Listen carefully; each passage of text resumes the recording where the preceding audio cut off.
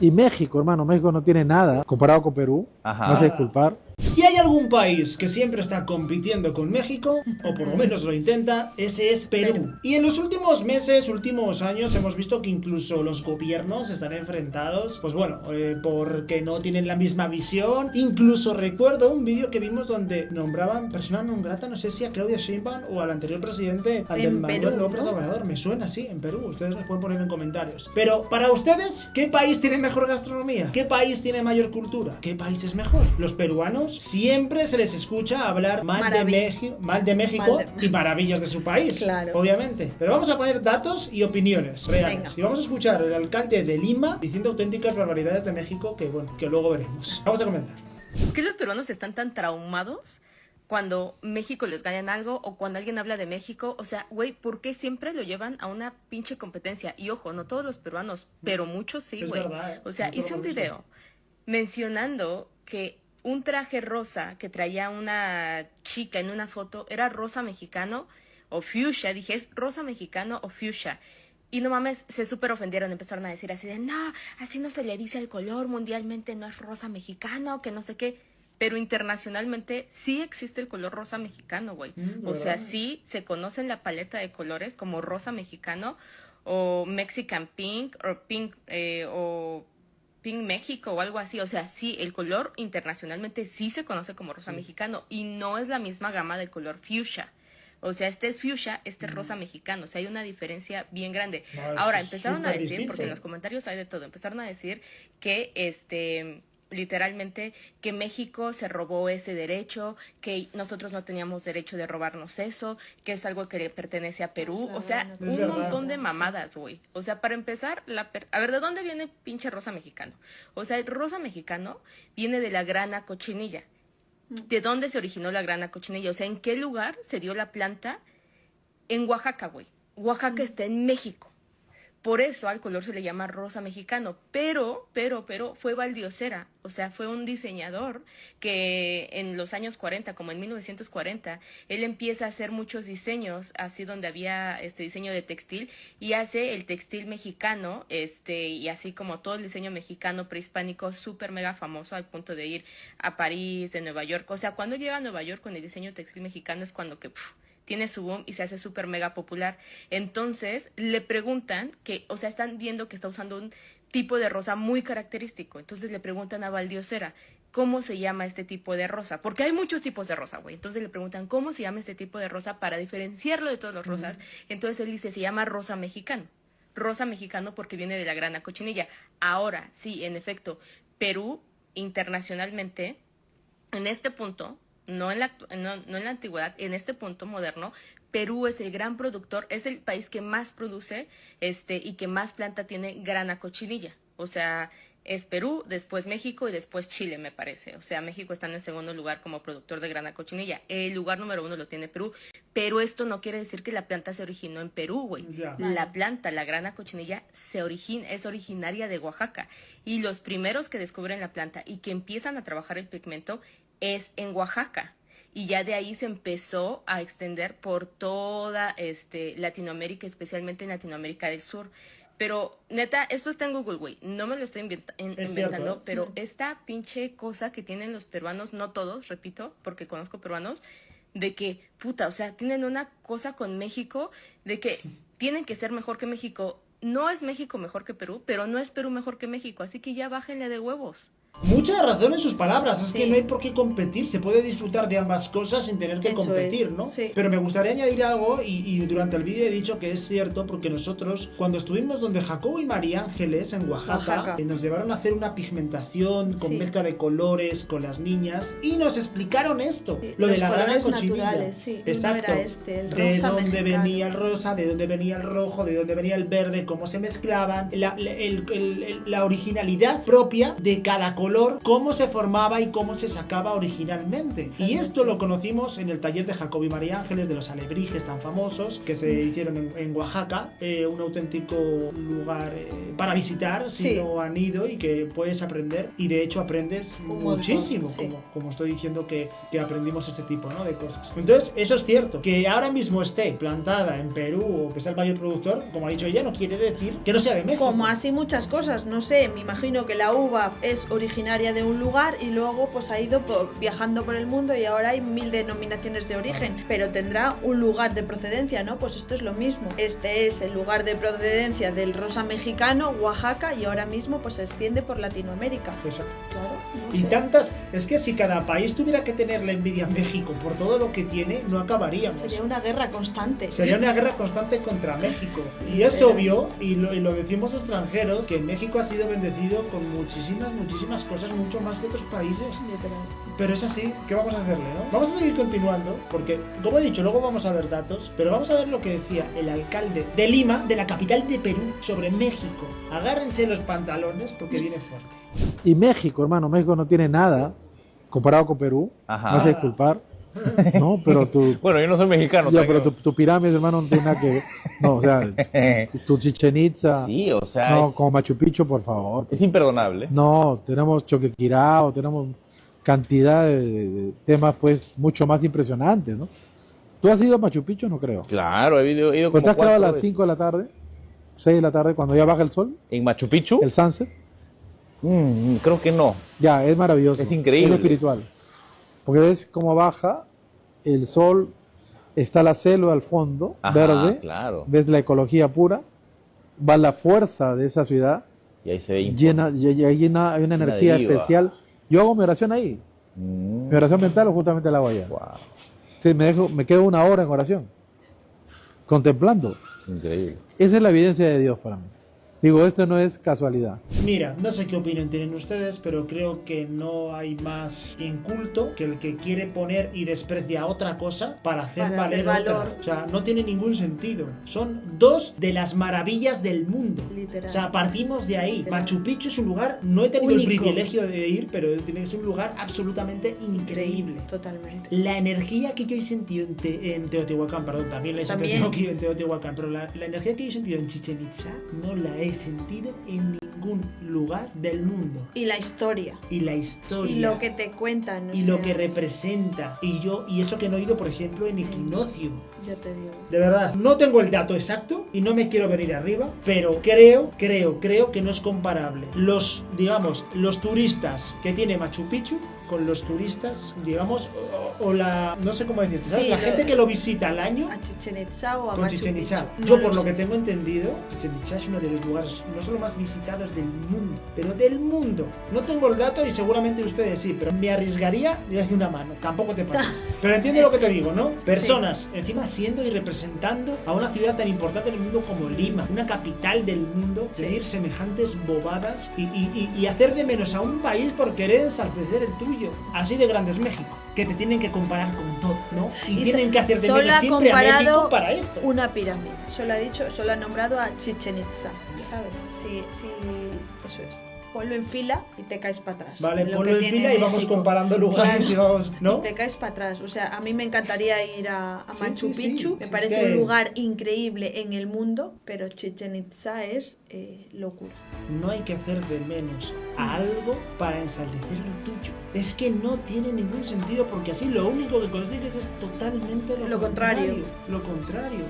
Si tan importante es, no te hace falta compararlo con nada. Sí. No sé si están de acuerdo conmigo, ¿no? Vamos a ver cierta comparación, porque también el año pasado hubo mucho tema con Perú, como dije, entre gobiernos. De hecho, hubo una época que creo que se pusieron visa, mexicanos no podían entrar en Perú, Perú no podían entrar en México, no sé, algo así Vale. me suena que he leído. Pero vamos a ver datos reales de lo que dice la televisión de Perú. O sea, periodistas de Perú comparando México y Perú. El Vamos a ver lo turismo. que dice. Todo en general. creo. Vale. Vamos a ver, porque no lo he visto, pero vamos a verlo. Vale. Es momento de nuestro segmento económico, pero como siempre lo hacemos aquí en nuestro matinal de Latina Noticias. Te lo cuento lo facilito. Y no yo, la verdad, porque no soy la experta en economía, sino Paola del Carpio de Redes para el Desarrollo, que está con nosotros esta mañana para hablar de esta noticia de la semana. El tema del visado de México y también este retroceso importante del gobierno peruano de no exigirle visa a los mexicanos por una preocupación evidente del sector turismo. ¿Cómo estás, Paola? Muy buenos días y muchísimas gracias por estar esta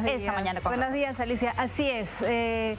Como sabemos, hemos estado en vaivenes con el tema diplomático con México, pero bueno, en términos de lo que es la economía, lo que ha ocurrido por nuestro lado es que se ha revocado esta decisión de exigir visa a los ciudadanos mexicanos que quieren visitarnos, ¿no? Y esto sí, como dices, es una mayor tranquilidad para las personas del sector turismo, porque veamos aquí que cómo se ha venido comportando la llegada de turistas extranjeros a nuestro país, ¿no? Vemos que antes de la pandemia, porque la pandemia fue un shock para todo el mundo, o sea, el turismo se paralizó en todo el mundo, recibíamos entre 4 y 4.5 millones de turistas cada año. Buena cifra. ¿No? Esto cayó obviamente sustancialmente cuando fue la pandemia, se cerró la economía en todo el mundo, pero nos ha costado mucho repuntar, ¿no? Todavía estamos en 2.5 en el año 2023, 40% por detrás de lo que estábamos antes de la pandemia, y hay que decir que esto no es algo que se está dando en todo el mundo, esto sí es algo particular